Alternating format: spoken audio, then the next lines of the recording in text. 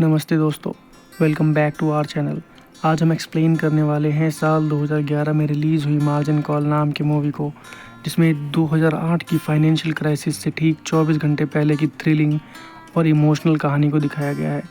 सच्ची घटनाओं पर आधारित यह फिल्म उन संघर्षों और अहम फैसलों को सामने लाती हैं जिन्होंने इतिहास की सबसे बड़ी फाइनेंशियल क्राइसिस को जन्म दिया। इस वीडियो में आप बैंकिंग की हाई स्टेक्स दुनिया को देखेंगे और तमाम फाइनेंशियल चैलेंज जानेंगे और कैसे बैंकों ने पैसों का खेल खेला और इस तबाही को जन्म दिया। और दोस्तों, वीडियो पर कमेंट और वीडियो को शेयर करना मत भूलिएगा। तो दोस्त, कहानी की शुरुआत होती है एक इन्वेस्टमेंट बैंक को दिखाते हुए, जहां एक एक करके कई सारे एम्प्लॉयज़ को जॉब से निकाला जा रहा है, जिसे देख हर एम्प्लॉई अपनी जॉब जाने के डर से परेशान दिखाई देता है, क्योंकि जल्द ही मार्केट क्रैश होने वाली थी और यह सिचुएशन साल 2008 के क्रैश से एक दिन पहले की थी।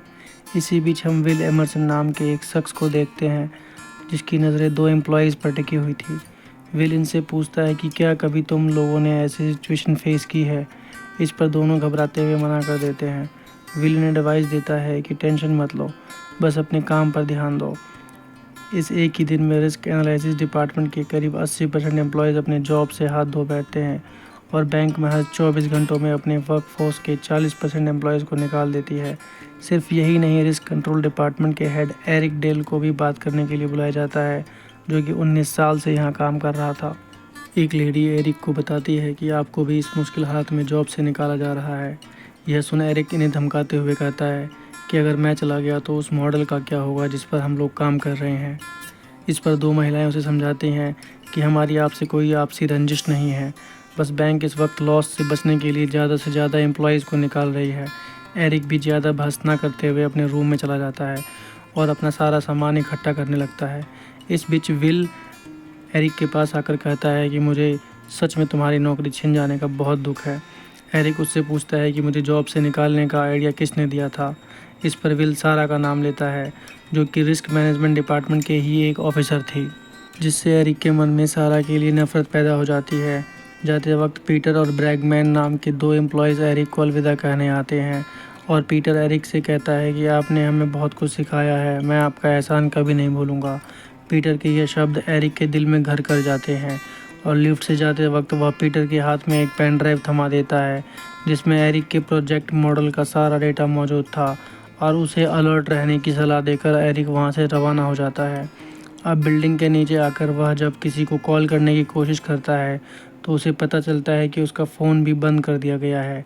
यह देख एरिक का शक सहरा पे जाता है। जब वह सहरा से पूछता है कि क्या तुमने मेरा फ़ोन बंद किया है, तो वह साफ इनकार कर देती है। पर एरिक जॉब जाने का जिम्मेदार सहरा को मानता है और उसे भला बुरा कहकर वहाँ से चला जाता है। इसके बाद हम बैंक के एक ऑफिसर सैम को देखते हैं, जिसे कॉल आता है कि उसका डॉग बहुत ही नाजुक हालत में है और उसे कुछ भी हो सकता है। यह सुन सैम काफ़ी बेचैन हो जाता है। इतने में विल आकर उसे बताता है कि बैंक के 80% एम्प्लॉयज़ को निकाल दिया गया है, अब सिर्फ 33 लोग ही बचे हैं। उन सभी का हौसला बुलंद करने के लिए सैम उनके पास जाकर कहता है कि आपको इस मुश्किल हालत से डरना नहीं बल्कि खुश होना चाहिए कि आपको जॉब से नहीं निकाला गया है। आप लोगों के पास खुद को बेस्ट प्रूव करने का यह सबसे बढ़िया मौका है। सैम की बातों से सभी एम्प्लॉयज़ बहुत खुश होते हैं और जॉब बच जाने की खुशी में रात को एक जश्न रखते हैं, लेकिन सिर्फ दो लोग इस जश्न में शामिल नहीं होते। एक था सैम, जो अपने डॉग के पास मौजूद था, जबकि दूसरा था पीटर, जो बैंक की कुछ ज़रूरी फाइलें चेक कर रहा था, क्योंकि एरिक ने पेन ड्राइव देते हुए उसे सतर्क रहने की हिदायत दी थी। लेकिन क्यों? इसी सवाल का जवाब जानने के लिए जब पीटर कोशिश करता है तो उसे पता चलता है कि मौजूदा वक्त में जो रिस्क प्रोफाइल की कैलकुलेशन है वो पूरी तरह से गलत है और जल्द ही बैंक को इतना बड़ा लॉस होने वाला है कि वह बैंकरप्ट हो जाएगा। पीटर अपने सभी साथियों को जल्दी से वहां बुला लेता है और उन्हें बैंकरप्टेसी की खबर देता है।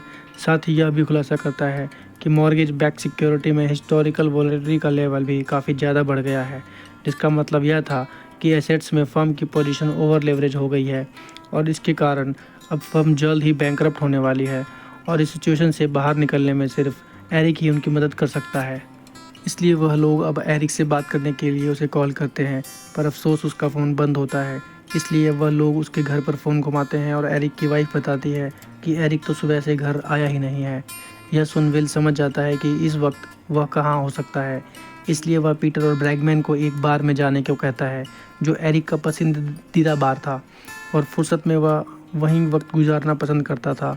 एरिक की तलाश में पीटर ब्रैगमैन को लेकर बार की तरफ रुख करता है और फिर विल बैंक के बैंकरप्सी की खबर सैम को भी देता है, जो बेचारा डॉग के खोने के कारण गम में डूबा हुआ था। लेकिन जब विल इसे इमरजेंसी कहकर जल्द से जल्द ऑफिस आने को कहता है, तो सैम रात के 11 बजे बैंक पहुंच जाता है और विल उसे स्क्रीन पर सभी लॉसेस की कैलकुलेशन दिखाता है, जो बैंक के पूरे सिस्टम को क्रैश करने वाली थी। यह देख सैम के भी पैरों तले ज़मीन खिसक जाती है और वह विल को ऑर्डर देता है कि तुरंत यहाँ पीटर को बुलाओ, क्योंकि उसी ने इस पूरी खबर, सिचुएशन और खुलासा किया था। दूसरी तरफ हम पीटर को देखते हैं, जो कि ब्रैगमैन के साथ बार में ड्रिंक कर रहा था। दोनों के चेहरों पर मायूसी छाई हुई थी, क्योंकि उनकी उम्मीद के मुताबिक यहाँ एरिक मौजूद नहीं था, इसलिए दोनों खाली हाथ ही वापस बैंक में आ जाते हैं। इसके बाद एक इमरजेंसी मीटिंग रखी जाती है, जिसमें ऑफिस के सभी बड़े बड़े ऑफिसरों को बुलाया जाता है और इस मीटिंग में सारा भी शामिल होती है। वहीं पर मौजूद डिवीज़न हेड जरड रिस्क मैनेजमेंट के हेड एरिक के बारे में पूछता है, जिस पर सैम बताता है कि उसे आज ही जॉब से निकाल दिया गया है, लेकिन वो जाते टाइम अपने मॉडल की पेन ड्राइव पीटर को सौंप गया था और पीटर के एनालिसिस करने के बाद ही इस पूरी सिचुएशन का खुलासा हुआ है। जैरेड सारा से पूछता है कि क्या यह इक्वेशन सही है। इस पर सारा उन पेपर्स को चेक करने के लिए कुछ टाइम मांगती है। अब इस वक्त रात के करीब 2 बज चुके थे। जैरेड सैम से पूछता है कि इस पूरे हालात को कंट्रोल करने में तुम्हारी टीम को कितना समय लगेगा। जिस तरह की यह मुश्किल सिचुएशन थी, इसे सॉल्व करने के लिए कई हफ्तों का वक्त चाहिए था, इसलिए सैम उससे 1-2 हफ्ते का वक्त मांगता है। लेकिन जैरेड को इतना टाइम देना सही नहीं लगता, क्योंकि उसको डर था कि अगर इन्वेस्टमेंट बैंक के दिवालिया होने की खबर बाहर पता चल जाएगी तो इसकी रेपुटेशन ख़राब हो सकती है। लेकिन सैम उसे समझाता है कि हमारा काम लेन देन का है, इतनी जल्दी इस पूरे मामले को सुलझाना बहुत ही मुश्किल है।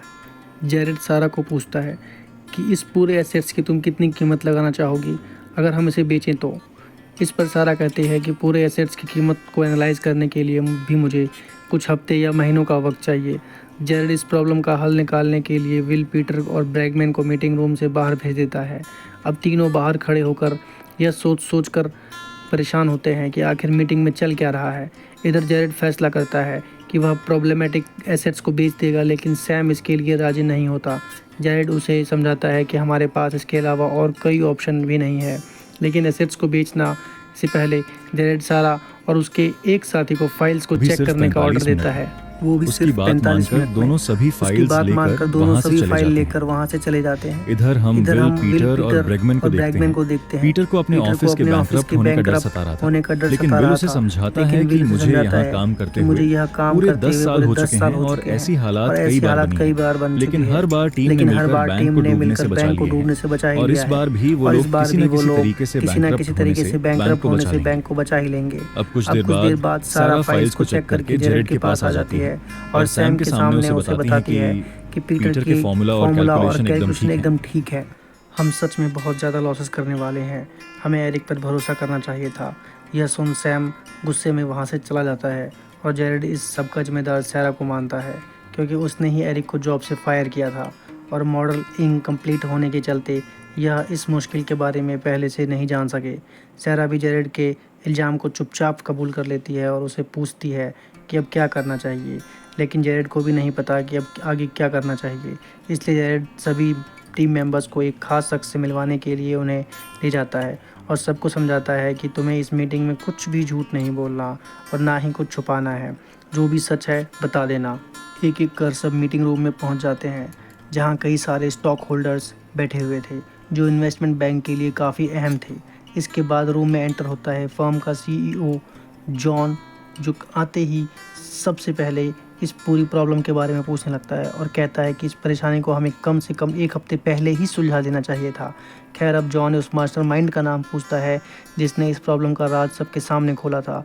सैम पीटर का नाम लेता है और पीटर सबको असल प्रॉब्लम के बारे में बताता है और जॉन इससे कहता है, आप रिस्क प्रोफाइल को बिना चेक किए ही आगे बढ़ा रहे थे, जबकि हमें एसेट्स समय से ज़्यादा रखने पड़ते हैं और इन्हीं एसेट्स के रखरखाव और रिस्क प्रोफाइल को नज़रअंदाज करने की वजह से हमें आज इस प्रॉब्लम का सामना करना पड़ रहा है, क्योंकि कंपनी के मॉर्गेज बैक सिक्योरिटीज़ में बहुत ज़्यादा रिस्क उठा लिया है और इनका जो रिस्क मॉडल था वो इस तरह से बनाया गया था कि अगर मार्केट में थोड़ी सी भी गिरावट आती है तो कंपनी बैंकरप्ट हो जाएगी। और अब कंपनी इस कगार पर खड़ी हो चुकी थी। इस मीटिंग में सुबह के 3 बज जाते हैं लेकिन कोई सॉल्यूशन नहीं निकलता। इसलिए जॉन फैसला करता है कि अब वह सभी एसेट्स को बेच देगा, क्योंकि कंपनी वैसे भी अब डूबने वाली थी। इसलिए उनके पास सब कुछ बेचने के अलावा और कोई रास्ता नहीं बचा। हालांकि सैम उसे समझाता है कि ऐसा करने से पूरी मार्केट ख़त्म हो जाएगी और वैसे भी हम वो एसेट्स बेच रहे हैं जिनकी अब कोई कीमत नहीं बची है। इस पर जॉन कहता है कि हम अपने एसेट्स आज की कीमत पर उन लोगों को बेचेंगे जो आज तक खरीदते आए हैं, जिससे हमारा लॉस काफ़ी कम होगा। और अगर बिना एसेट्स को बेचे कंपनी डूबी तो हमारे हाथ कुछ नहीं आएगा। हालांकि जॉन का यह प्लान किसी को भी प्रॉफिटेबल नहीं लगता, क्योंकि इसमें भी रिस्क ही रिस्क था। लेकिन जॉन अपने आगे किसी की नहीं सुनता, इसलिए सैम भी खामोश रहता है।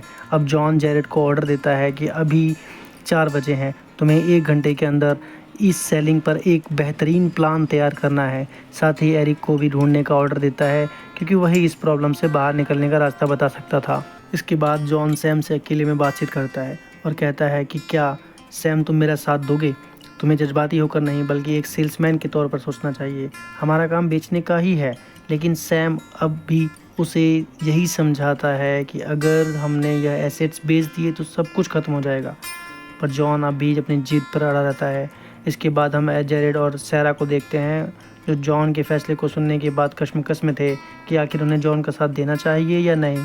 सैरा जेरेड को समझाती है कि अगर हमने जॉन का साथ दिया तो सिर्फ हम दोनों ही नहीं बल्कि पूरी कंपनी डूब जाएगी और हमारे हाथ कुछ नहीं आएगा। लेकिन जेरेड ना चाहते हुए भी जॉन के फैसले पर ही आगे बढ़ने का डिसाइड करता है, क्योंकि इस प्लान के अलावा किसी को कोई दूसरा प्लान समझ में ही नहीं आ रहा था और टाइम भी बहुत कम बचा था। अब कुछ देर बाद एरिक की वाइफ विल को कॉल करके बताती है कि एरिक घर आ गया है। इस पर विल उससे बात करना चाहता है, लेकिन एरिक किसी से भी बात करने से मना कर देता है। जब सैम को एरिक के घर पहुंचने का पता चलता है तो वह बहुत खुश होता है और विल से कहता है कि तुम ब्रैगमैन के साथ जाकर एरिक के घर जाओ और उसे यहाँ लेकर आओ। साथ ही यह भी समझाता है कि एरिक के बारे में जॉन को कुछ भी मत बताना। दूसरी तरफ हम जॉन को देखते हैं, जो सारा से बात करने के लिए उसके कैबिन में जाता है और उसे कहता है कि तुम ट्रेडर्स को इस पूरी सिचुएशन के बारे में समझाना, वरना मैं इन सब का इल्ज़ाम तुम पर ही डालूंगा। यह सुन सारा कहती है कि मुझ पर इल्ज़ाम मत लगाओ। मैंने तुम्हें और जेरेड को 1 साल पहले ही सब कुछ बता दिया था और तुम लोग जानते थे कि हालात किस तरह के बन रहे हैं, लेकिन तुम लोगों ने इस पर ध्यान नहीं दिया।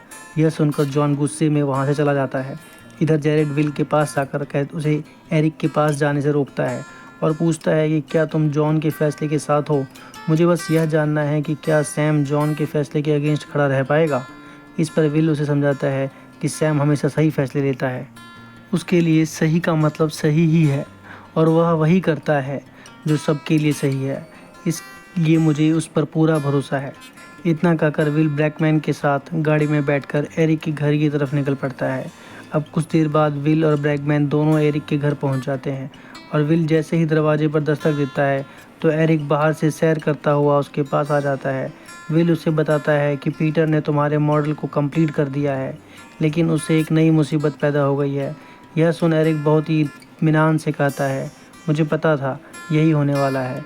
फिर विल उसे बताता है कि जॉन ने सब कुछ बेचने का फ़ैसला किया है और आज सब कुछ बिक जाएगा, लेकिन सैम को उसका फ़ैसला मंजूर नहीं है, इसलिए उसने मुझे तुम्हें लेने के लिए भेजा है। लेकिन एरिक साथ जाने से मना कर देता है। हालांकि विल उसे लालच भी देता है कि तुम अगर हमारी मदद करोगे तो तुम्हें इस काम के पैसे भी दिए जाएंगे, लेकिन फिर भी एरिक इसके लिए राज़ी नहीं होता। इसलिए मजबूरन विल को वहाँ से खाली हाथ लौटना पड़ता है। दूसरी तरफ हम सैम को देखते हैं, जिसके पास फिर से जॉन आता है और उससे पूछता है कि क्या तुम मेरा साथ दोगे। दरअसल जॉन उसे अपने साथ इसलिए मिलाना चाहता है ताकि वह ट्रेडर्स को सैम की मदद से अच्छे से समझा सके, लेकिन सैम अब भी उससे साफ इनकार करके वहाँ से चला जाता है। इधर रास्ते में ब्रैगमैन विल से पूछता है, क्या मुझे नौकरी से निकाल दिया जाएगा? इस पर विल झूठ ना बोलते हुए सच कहता है और बताता है, इसके बाद तुम्हारी ही नहीं बल्कि कई लोगों की जॉब जा सकती है, लेकिन मेरी जॉब पर कोई आँच ही नहीं आएगी, क्योंकि मैं सालों से उनके लिए काम कर रहा हूँ और कई चीज़ों पर मेरा कंट्रोल है और मेरे हटते ही सब ताश के पत्तों की तरह बिखरता चला जाएगा। इधर जॉब जाने का डर पीटर भी महसूस कर रहा था और वह सैम से आकर पूछता है, क्या सच में हम सबको निकाल दिया जाएगा? इस पर सैम का हाँ कहते हुए बताता है, इस सिचुएशन के बाद कुछ भी नहीं बचेगा, सब खत्म हो जाएगा। खैर अब अपने फ्यूचर के बारे में सोचते हुए ब्रैगमैन काफ़ी परेशान होता है और वॉशरूम में बैठकर रोने लगता है। लेकिन तभी उसे किसी की आहट महसूस होती है और जब वो बाहर आकर देखता है तो बाहर जेरेड बेफिक्र होकर शेविंग कर रहा होता है, जैसे उसे कंपनी डूबने का कोई अफसोस ही नहीं है। इसके बाद हम सारा को देखते हैं जिसके पास एरिक आता है, क्योंकि वह नहीं चाहता कि उसका भी कोई जो प्रॉफिट है वह सब डूब जाए, क्योंकि कंपनी ने इसके कुछ खर्चे उठाने की जिम्मेदारी ली थी।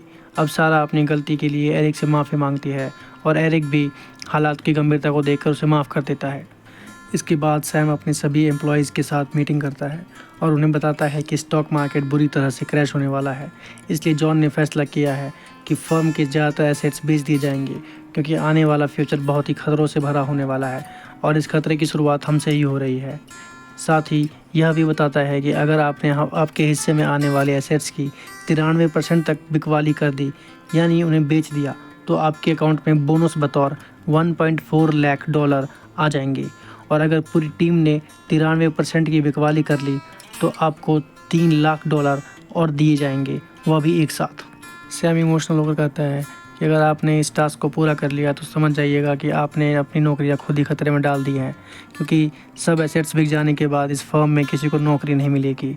और सैम अच्छे दिनों की बात याद करते हुए सभी एम्प्लॉयज़ की वर्किंग स्किल्स की खूब तारीफ़ करता है और उन्हें कहता है कि यह आपका आखिरी मौका है पैसे कमाने का, इसलिए जितना कमा सके हैं कमा लीजिए।